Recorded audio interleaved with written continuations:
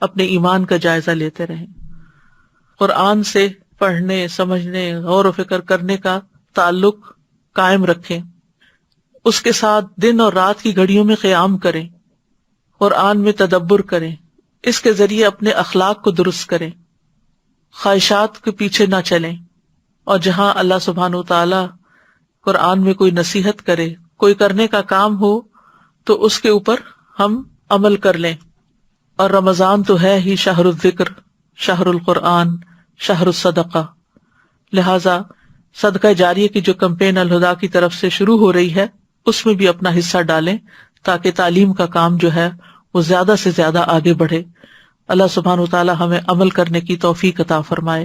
وآخر دعوانا ان الحمد للہ رب العالمین.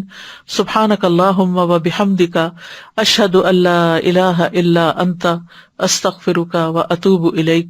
السلام علیکم ورحمۃ اللہ وبرکاتہ.